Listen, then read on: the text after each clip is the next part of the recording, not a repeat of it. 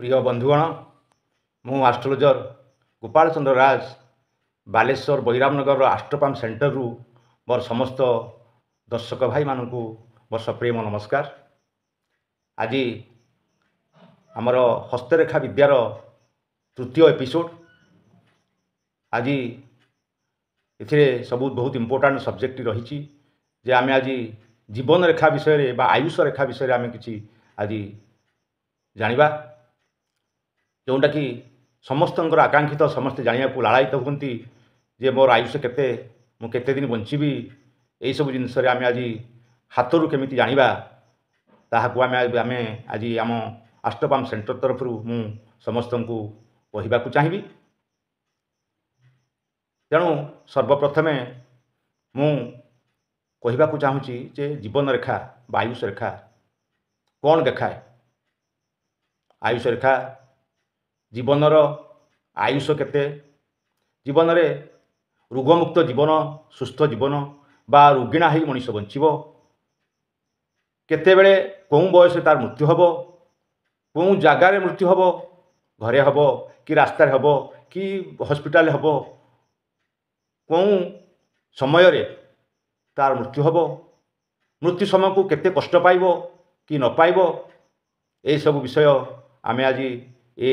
आयुष रेखार ही सबकि स्पष्ट आम अनुमान करा जापर। तेणु सर्वप्रथमे मु आपन को जनइबी सबुठु भल आयुष रेखा संबंध में प्रथम जानतु तापर आपण तार डिफेक्ट विषय जानवे।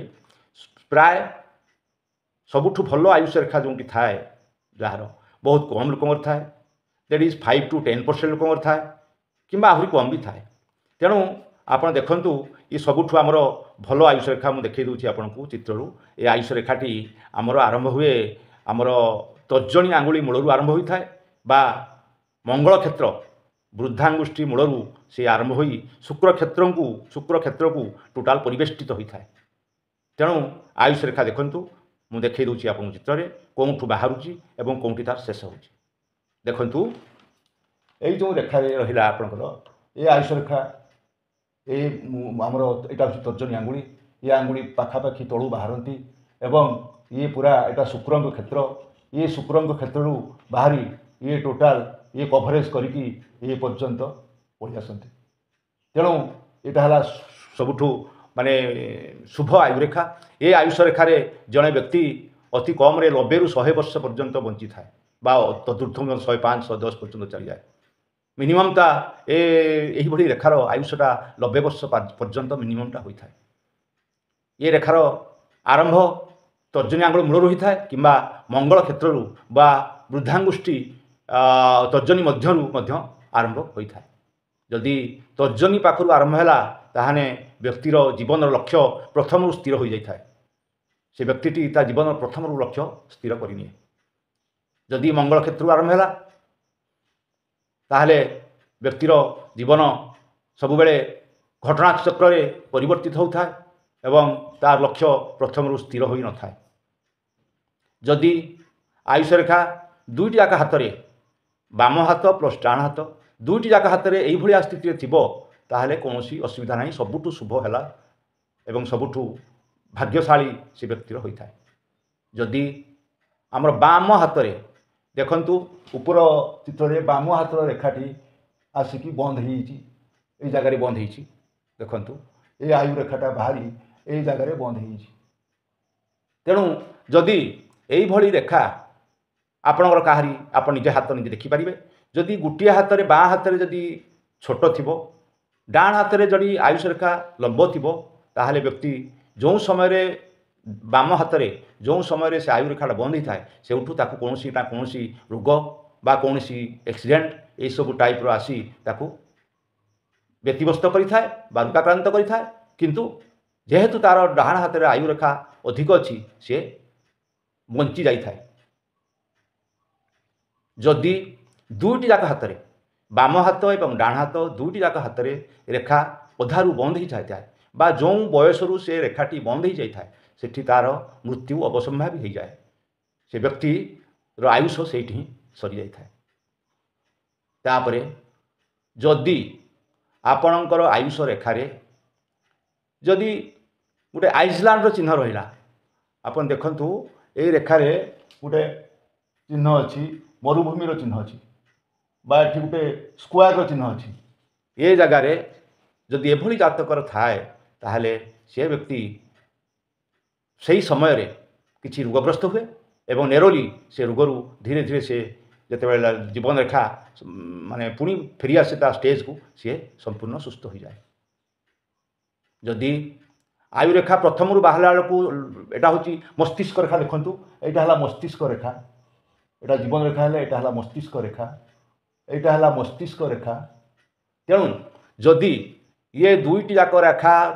जॉइंट हो जाए प्रथम एवं चेन सदृश प्रथम होता है ताहले से व्यक्ति प्रथम जीवन रोगग्रस्त होता है किसी स्वास्थ्य समस्या पड़ी था जिते बड़े दुईटी जाक रेखा अलग अलग हो जिते डीप हो जाए लाइफ लाइन बा गोटे रेखार परिवर्तित हुए सी धीरे धीरे सुस्थता लाभ करी से जीवन गतिपथ को आगे दिए। जदि जीवन रेखाटी चेन टाइप हम बस गोटे रेखा गाढ़ रेखा न होई जदि जीवन रेखाटी चेन टाइप जमी आपणकर जंजीर टाइप जदि रहिला ताहले व्यक्ति जीवन सारा रोगग्रस्त हुए बा जी समय चेन टाइप रही से व्यक्ति सही समय पर्यंत स्वास्थ्य समस्या पीड़ित रहे। तेणु मु आपण मानकु आज ये जीवन रेखा विषय प्रथम पार्ट आपण मान समस्त को सूचित करने चाहिए समस्त को जनवाई चाहिए जदि जार जातक डिफेक्टिव आयुष रेखा थी हाथ में सेमानकर जातक निश्चित भाव में अष्टम स्थान प्रभावित होता है। अष्टम स्थान में कौन राहु केतु बा शनिंकर स्थिति थाए किंबा सेमानकर जातक अष्टम स्थान को खराब दृष्टि पाप दृष्टि ग्रहंकर दृष्टि पड़ी था। तेणु आमे सबु बेले जार डिफेक्टिव आप देखिए जार डिफेक्ट किसी अच्छी जीवन रेखार से माने निश्चित भाव में जातक सह हाथ को मिलई तार जदि आमे आशु प्रतिकार करिबा आमे निश्चित भाव में जो ग्रह पाई आमर ग्रह आमर आयुष कमी जाउची बा डिफेक्टिव रहउची बा जो ग्रह रोग सृष्टि करूचंती जदि जातक देखि आमे सेही ग्रहर प्रतिकार किछि करिबा हुए तो आमर रेखाटी कर्म जदि आमे ठीक करिबा पॉजिटिव कर्म करिबा निश्चित भाव में आमर से जिनस बदली जिवो एवं आमे सेथुरु मुक्ति पाइबा। तेणु मुझे समस्त को जनवाक चाहूँगी समस्ते ये दिगरे सचेतन हूँ जार डिफेक्ट रहा जार डिफेक्ट रहा आज प्रथम पार्ट गला पुणी आहरी दुईटी पार्ट जीवन रेखा विषय में कहबी। तेणु मु प्रथम समस्त को सचेतन करने चाहूँगी जे समस्ते या प्रतिदिन ये जीवन रेखा विषय प्रतिदिन देखूँ एवं आज जीवन रेखा विषय प्रारंभिक कहली पुणी काली पुणी ये जीवन रेखा विषय पुणी कहबी आहरी बहुत जिनस रही आपन कहवाई। तेणु ये प्रारंभिक जीवन आयुष रेखा विषय में कहली या ध्यान देकी शुणु प्रतिदिन शुणु एवं जदि आप किसी हाथ में डिफेक्टिव देखा जाऊे देखती आप निश्चित भाव में मो सहित जोगाजोग करें मत जदि आप जातक एवं हाथ आप पठेदेले मुझे से विषय मु वीडियो माध्यम कही आपन को प्रतिकार व्यवस्था जार निहाती डिफेक्टिव थी मु प्रतिकार व्यवस्था आपंकर करें। तेणु आज भिडियोटी लंब हो तेणु मुझे ये रोची पुणी यही जीवन रेखा विषय में पुणी आउ विभिन्न तथ्य मु काली पुणी परिप्रकाश करी। तेणु से पर्यंत मत विदाय दिंतु आप चैनल टी शेयर करूँ सब्सक्राइब करूँ प्रतिदिन देखूँ मोर आप रिक्वेस्ट प्रतिदिन आप भिडियो देखूँ आप निज विषय आप माने जातकता आप जानीपारे ना एवं हाथरू 100% आप जानीपारे आप निश्चित भाव में ये हाथ को देखी आप निजर भविष्य को निजे निर्धारण करें जानीपारे सूचना पाइपर। ये हूँ मोर आज कहवा कथा एति रोचे धन्यवाद।